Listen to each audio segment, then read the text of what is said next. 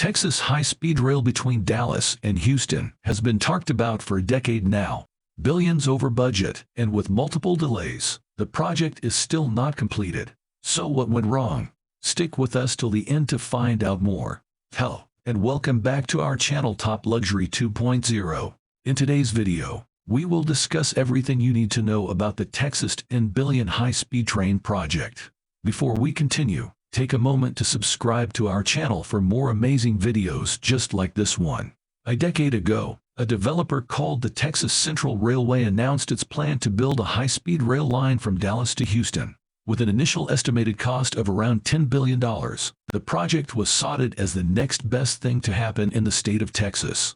Several years after the project was supposed to be operating, Texas Central has yet to break ground on the high-speed rail line, and the project has been cited in controversy as construction costs cited to $30 billion. So what exactly was the plan for the Dallas-Houston high-speed rail line, and will it ever be a reality now? The potential for an American high-speed rail line captured the imagination of Texas and national train enthusiasts alike. At one point during an event celebrating the unbuilt high-speed rail line, then Vice President Joe Biden told a Dallas crowd that they could be offering the country into a new era of transportation. The Dallas-Houston high-speed rail was meant to be the first step in the establishment of a high-speed rail network in Texas and the U.S., being the first bullet train network in North America.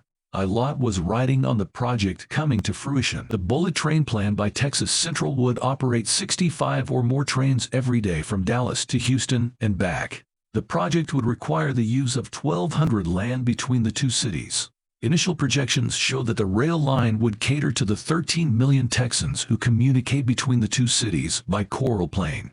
The two-city track was designed to mirror those found in Tokyo, Osaka. Since Dallas and Houston are sufficiently far apart to make a high-speed rail reasonable due to traffic congestion, it takes over 4 hours to travel to Dallas from Houston. And the Texas Department of Transportation predicts that by 2040, transmute time will peak at 6 hours. From an ecological standpoint, the high-speed rail line is anticipated to eliminate 14,600 cars per day between Dallas and Houston. A direct consequence of this venture will be a massive drop in CO2 emissions yearly, which is always a welcome development. The Dallas-Houston high-speed rail is a 380-kilometer project, and developers said it will get commuters to their destination in 90 minutes.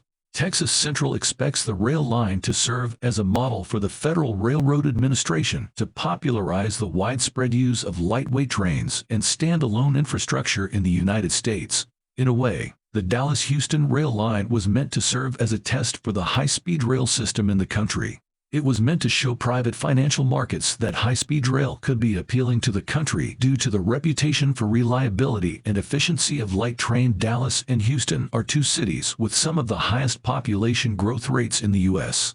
With these numbers, Texas Central predicted that the number of commuters using the Dallas-Houston high-speed rail would go up from 6 million in 2029 to 13 million in 2050.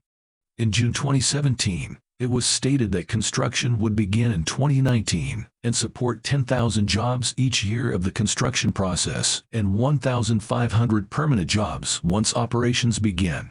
Texas Central announced that global engineering firm Bechtel would work with bullet train developer Texas Central on project management. On September 13, 2018, the company earned a $300 million loan for permitting, design, and engineering. In the summer of 2016, Texas Central began its efforts in earnest to acquire land along the route of the line, contacting property owners and submitting documentation to retain the option to purchase hectares in the 10 counties the rail line would cross. During the land acquisition process, Texas Central encountered considerable opposition from landowners whose property would be required to build the rail line. The principal issue was whether or not Texas Central could use eminent domain to obtain the properties. Under eminent domain, Texas Central would have all the backing it needs to use private property for the construction of the rail line. They've attempted to claim eminent domain rights to allow them to force the purchase of property for public use, even if the landowner doesn't want to sell. Texas Central has long said it would use eminent domain only as a last resort and would prefer to buy the land needed for the project amicably. Surprisingly enough, the number of parcels of land needed for the project has long been a mystery. While Texas Central has released a map of the line's route, it's remained mum for years on how many purchases it would take to amass the land needed for the project. Texas Central has failed to actually establish itself as a railroad company with eminent domain authority in Texas. And despite this, Texas Central has filed 38 lawsuits against landowners who have refused to allow entrance. Higher property for and surveys by the company. Lawyers from more than 90 landowners with properties along the route between Dallas and Houston have fought Texas Central on all fronts. The reception of the high-speed rail has been less than rosy from rural communities that will been or near the possible train route. Officials and residents have expressed concern about noise from trains whizzing past their quiet towns dozens of times a day. Locals fear that the train tracks might divide farmland and reduce property values upon completion. Now, since unveiling the project, Texas Central Railway has also experienced significant cost escalation from the original $10 billion to $30 billion in 2020. This 200% cost increase considerably exceeds the 13% inflation rate over the period. Like Texas Central's project, California's high-speed rail project has escalated in projected costs from $45 billion in 2008 to as much as $12 billion in 2022, an increase of nearly 170%, and this is well above the 30% inflation over the period. A recent analysis by economists from Hoover Institution found that the project costs are now about $200 million per kilometer. However, there is a big difference between high-speed rail projects in California and Texas.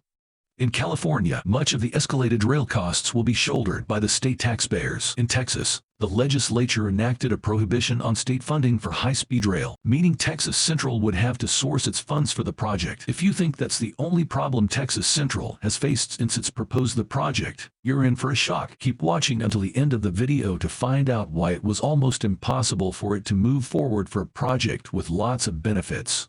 It's been hit by several roadblocks, which have resulted in the project going into hibernation.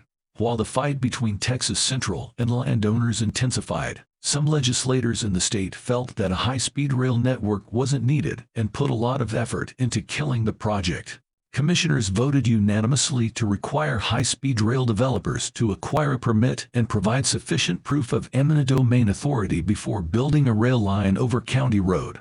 One of the big blows to the project came when Texas Central's CEO and President Carlos Aguilar stepped down from the company. Aguilar cited not being able to rectify all the issues the high-speed rail faced as the basis for his leaving the company. If the CEO of the development company involved with the rail line does not even believe in the project, who will? It's not a good sign. Despite the delays and interruptions to Texas Central's plan, 2022 was a good year for the high-speed rail project. The Texas Supreme Court issued a ruling on June 24, 2022, agreeing that Texas Central had the authority to acquire land under eminent domain because they qualify as an interurban electric railway company. And the outcome of the case is a glimmer of hope in the storm that is the Dallas-Houston high-speed rail network.